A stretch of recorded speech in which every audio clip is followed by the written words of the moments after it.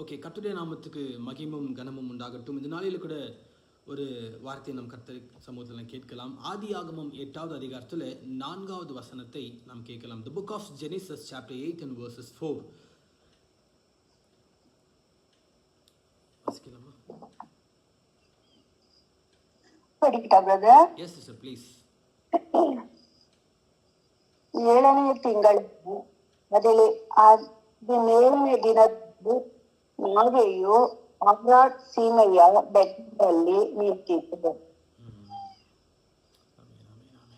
படிக்கிட்டு Yes, yes, yes, please. 10ನೇ ತಿಂಗಳಿನವರೆಗೂ ನೀರು ಕಡಿಮೆಯಾಗುತ್ತಾ ಬಂತು.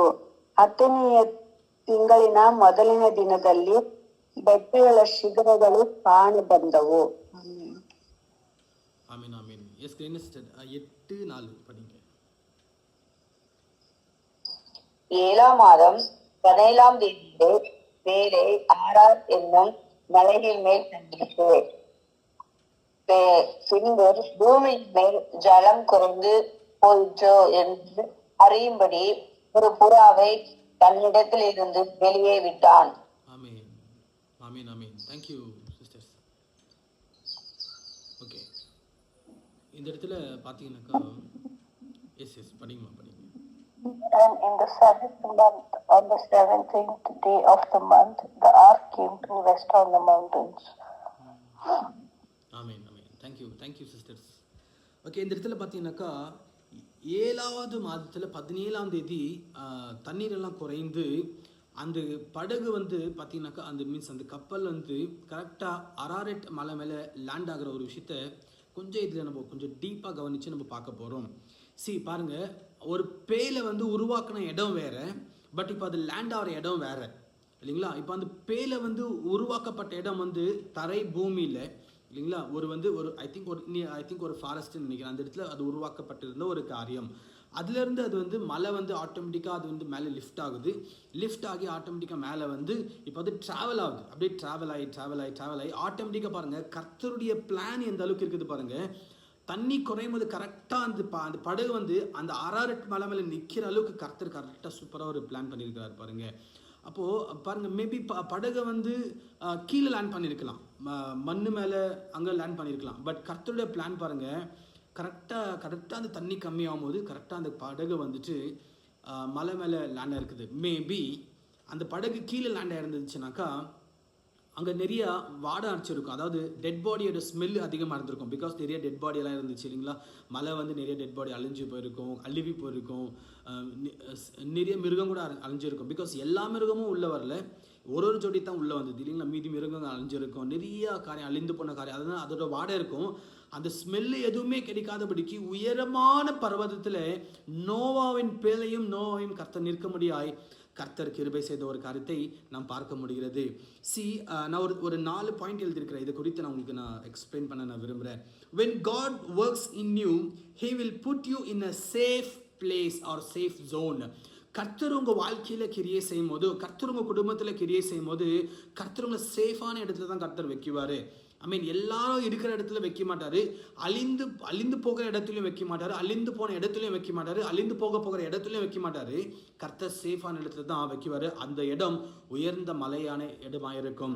ஆகையில பாருங்க, நம்ம வாழ்க்கையில் எல்லாருக்குமே வந்து சில சமயத்தில் வந்து கர்த்தர் உங்களை வந்து வேற இடத்துக்கு கொண்டு வராருன்னா அதுக்கான அர்த்தம் கர்த்தர் உங்களை வந்து ஏதோ ஒரு ஆபத்து வந்து கர்த்தர் பாதுகாக்கிறாருன்னு தான் அர்த்தம். நம்ம நினைச்சுப்போம், ஐயோ என் கை விட்டு போயிடுச்சு, அது போயிடுச்சு, இது போயிடுச்சு சொல்லி நம்ம நினைக்கிறோம். பட் அது இல்லை உண்மை. என்ன உண்மைன்னு கேட்டிங்கனாக்கா, உங்களை கர்த்தர் ஏதோ ஒரு ஆபத்து வந்து விலக்கி பாதுகாக்கத்தான் சில காரியத்தை வந்து கர்த்தர் உங்களை தப்பு வைத்து கர்த்தர் கொண்டு வருகிற காரியத்தை நாம் பார்க்க முடிகிறது.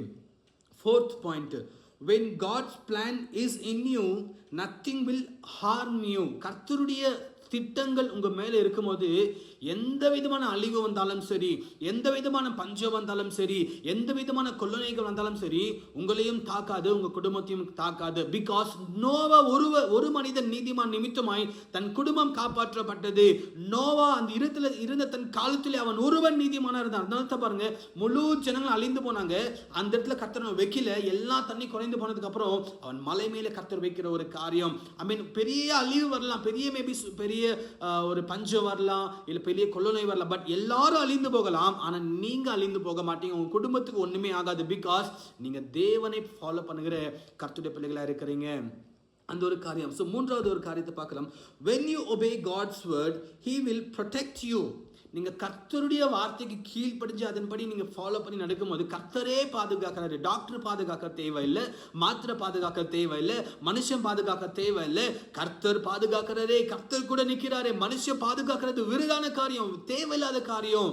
அது பாருங்க, கர்த்தர் நம்மளை பாதுகாக்கலன்னா எந்த அளவுக்கு சேஃப் ஜோன்ல இருந்தால் கூட நம்ம ஆபத்து தான் இருக்கிறோம். ஆனால் கர்த்தர் நம்மளை பாதுகாக்கிறப்போ சிங்கத்தின் கவியில இருந்தால் கூட கர்த்தர் அந்த வாயை கட்டி போடுவார். அதுதான் ஒரு வித்தியாசமான ஒரு காரியம். எனக்கு அன்பான தேவ பிள்ளைகளை, கர்த்தர் உங்க கூட தான் இருக்கிறாரு. நீங்கள் கர்த்தரை ஃபாலோ பண்ணும்போது உங்களை கர்த்தர் எப்பவுமே உயர்ந்த அடைகளை தான் கர்த்தர் வைப்பார். பாருங்க, நோவாவை பாருங்க, ஏன் கீழே வைக்கல? நோவா பாரு, அந்த இடத்துல நோவா எவ்வளோ ரொம்ப சீக்கிரம் வெளியே தன்னுடைய காரியங்களை செய்திருக்க முடியாது, பலி கொடுத்துருக்க முடியாது கர்த்தருக்கு. அதுக்கப்புறம் ஆடு மாடுங்க ப்ராப்பராக வெளியே வந்திருக்க முடியாது. பட் ஆனால் கர்த்தர் பாருங்க, உயர்ந்த மலை மேலே வச்சார். இன்றைக்கி கூட நீங்கள் அந்த அரரட் மலை நீங்கள் பார்த்தீங்கன்னாக்கா ஒரு மாதிரி ஸ்லோப்பாக தான் இருக்கும் அந்த மலை. பிகாஸ் அந்த அரரட் மலைன்ற மலை எலிமலை பிளாஸ்ட் ஆகி இப்போ அது ஸ்லோப்பாக வந்திருக்கும். மேபி ஐ திங்க் முன்னே கூட அப்படி தான் இருக்கும் நான் நினைக்கிறேன். அதனால தான் பாருங்கள், மிருகம் அங்கத்தில் கீழே கரெக்டாக இறங்கி வந்திருக்கும்.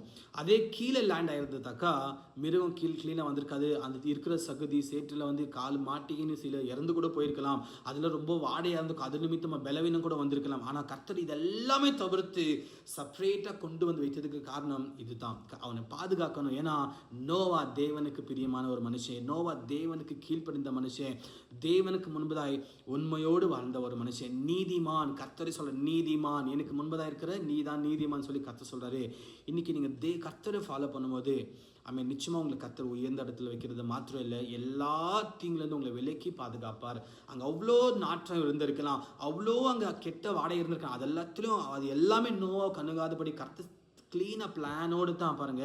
தண்ணி இருக்கும்போது ஆட்டோமேட்டிக்காக அந்த படகு பூமியில் லேண்ட் இருக்கலாம், ஆனால் தண்ணி இருக்கும்போது ஆட்டோமேட்டிக்காக அந்த அரரட் மலை மேலே லேண்ட் ஆகிற அளவுக்கு கர்த்தர் கிருபை செஞ்சார் பாருங்க. இதுதான் தேவனோட மகிமை. இன்றைக்கி நம்ம லைஃப்பில் சில காரியம் ஏன் இதெல்லாம் நடக்குதுன்னு சொல்லி நம்மளுக்கே தெரியாது. ஏன் சும்மா இதெல்லாம் வருது, அடிக்கடிக்கு இந்த மாதிரி காரியம் நடக்குதுன்னு சொல்லி உங்களுக்கு ஒரு கேள்வி இருக்கலாம். ஆனால் கர்த்தர் காரணம் இல்லாத எதையும் அனுமதிக்க மாட்டார் சிஸ்டர்.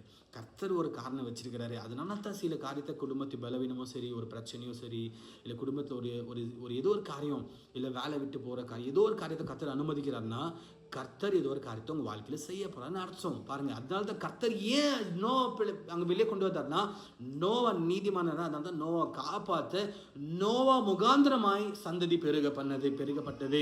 அது ஏன்னா கர்த்தர் நோவோட இருந்ததுனால தான். இன்னைக்கு நான் சொல்லுகிறேன், கர்த்தர் நாமத்தில் நீங்கள் தேவனை ஃபாலோ பண்ணுற பிள்ளைகளாக இருக்கிறீங்களா, நிச்சயமாகவே கர்த்தர் உங்களை உயர்ந்த ஸ்தானத்தில் வைக்க அவர் ஒண்டி போதும் சிஸ்டர்.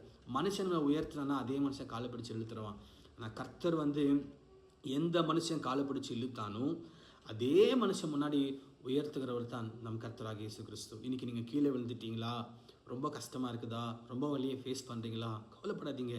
இயேசு பார்த்தா அவங்க கூட இருக்கிறாரே. மனுஷனை குறித்து யோசிக்காதீங்க, மனுஷன் பேசின வார்த்தை குறித்து யோசிக்காதீங்க. யாரோ ஒருத்தர் மனுஷன் பேசின வார்த்தை குறித்து நீங்கள் யோசிக்கிறீங்க, மனுஷன் பேசின வார்த்தை குறித்து யோசித்து கலங்காதீங்க. ஆச்சுங்களா? கர்த்தர் தான் அவங்க கூட இருக்கிறாரு. குடும்பத்தில் ஏன் இந்த மாதிரி அடிக்கடிக்கு வந்து சொல்லி சோர்ந்து போகிறீங்களா, கவலைப்படாதீங்க. ஏசப்பா அவங்க கூட இருக்கிறாரு. அதை விட ஒரு பெரிய ஆசீர்வாதம் என்ன?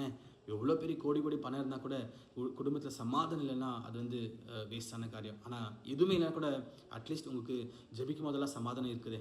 அதுக்கு காரணம் உங்கள் கூட கர்த்தர் இருக்கிறாரு.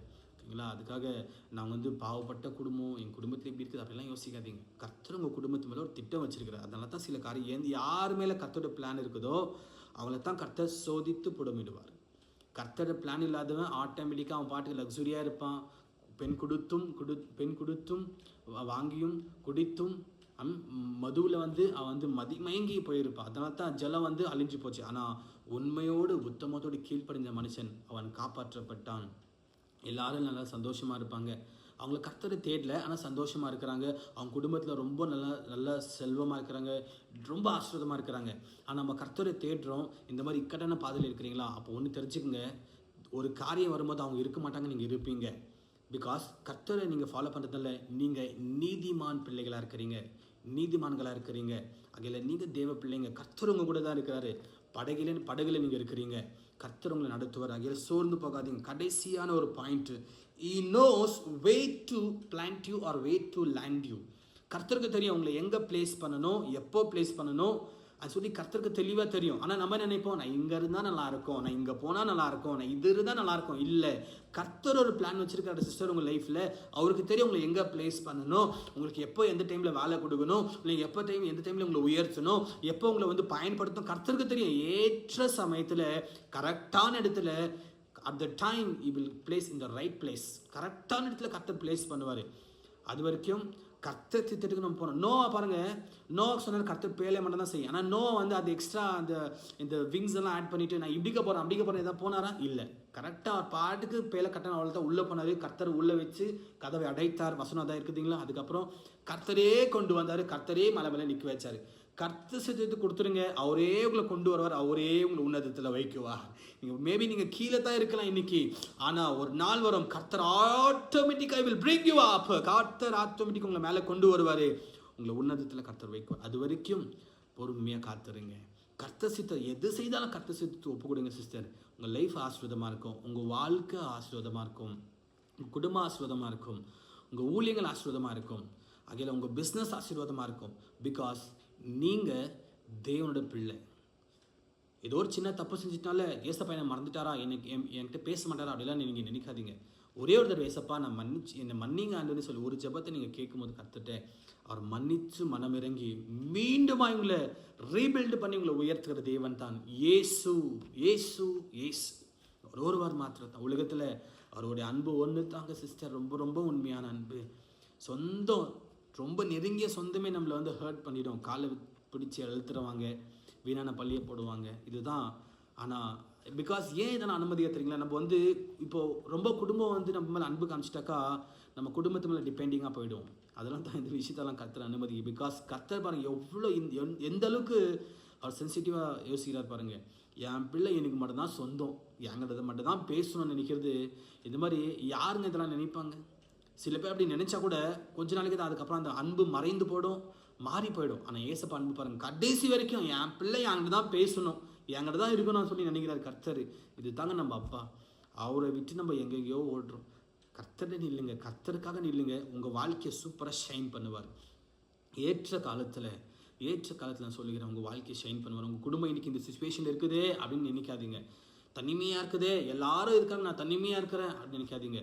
ஐ மீன் நீங்கள் கர்த்தரோடு இருக்கிறீங்க. கர்த்தர் உங்கள் குடும்பத்தை சில பேர் குடும்பத்தோடு கர்த்தர் உருவாக்குவார், சில பேர் தனிப்பட்ட நபரை தனிமையான இடத்துல கொண்டு வந்து கர்த்தர் உருவாக்குவார். எக்ஸாம்பிள் எலியா தனியாக கொண்டு வந்து கர்த்தர் உருவாக்குனாரு, மோசே தனியாக கொண்டு வந்து கர்த்தர் உருவாக்குனாரு, யோசேப் தனியாக கொண்டு வந்து கர்த்தர் உருவாக்குனார். ஆகையில தானியேல், சாத்ராக், மேஷாக், ஆபேத்நேகோ இங்கே எல்லாரையும் பாருங்கள், கர்த்தர் உருவாக்கும்போது தனியாக தான் கொண்டு வந்திருப்பாரு, கர்த்தர் பயன்படுத்தும் போது தனியாக தான் பயன்படுத்தியிருப்பாரு. உங்கள் குடும்பத்தில் மேபி நீங்கள் இன்னைக்கு இந்த சத்தத்தை கேட்டு ஒன்று இருக்கிற எனக்கு அன்பான தேவ பிள்ளை, நீங்கள் தான் தேவனால் பயன்படுத்த போகிற பாத்திரம்.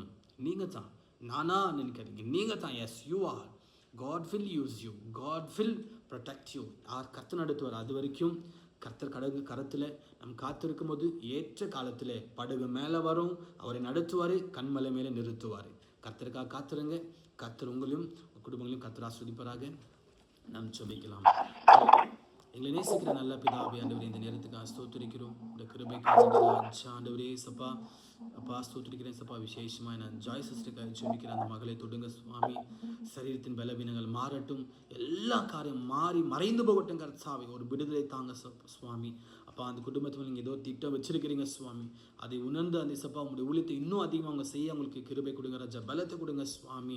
ஒவ்வொருவருக்காக ஜெபிக்கிறேன். பாரதியம்மா சிஸ்டருக்காக ஜெபிக்கிறேன். அவங்களுக்கு உடம்பு சரின்னு சொல்லி நான் கேள்விப்பட்டேன் சப்பா. அவங்களுக்கு பலத்தை கொடுங்க, ரத்தத்தில் மறைத்து பாதுகாத்துக்கொள்ளும். அந்த மகளுக்கு விடுதலை கொடுங்க, பிஸ்னஸில் சக்ஸஸ் கொடுங்க சுவாமி. ஒவ்வொருவரையும் ஆசீர்வதிங்க ஜெயவகரம் ஒவ்வொருத்தோடு இருக்கட்டும் சுவாமி. இந்த நாள் ஆண்டவரே எங்கள் ஒவ்வொருவரும் உங்கள் கருத்தில் கொடுக்குறோம். நீர் உங்கள் சித்தத்தின்படி நடத்துங்க அப்பா. இந்த வார்த்தை கேட்ட ஒவ்வொரு பிள்ளைகளுக்காக கேட்டு கொண்டு இருக்கிற ஒவ்வொரு பிள்ளைகளுக்காக ஜெபிக்கிறான். ஒவ்வொருவரையும் நீர் பலப்படுத்தும், ஆசீர்வதிங்க, ரத்தத்தில் மறைத்துக் கொள்ளுங்க, காத்துக்கொள்ளுங்க, வழி நடத்தும். இயேசுவின் நாமத்தில் ஜெபிக்கிறோம் ஜீவனுள்ள நல்ல பிதாவே, ஆமென். என் ஆத்துமாவே கர்த்தரை ஸ்தோத்திரி, என் முழுவதுமே பரிசுத்த நாமத்தை ஸ்தோத்திரி. என் ஆத்துமாவே கர்த்தரை ஸ்தோத்திரி, கர்த்தர் செய்த சகல உபகாரம் மறவாதே. ஆமென், ஆமென். God bless you all. Praise the Lord.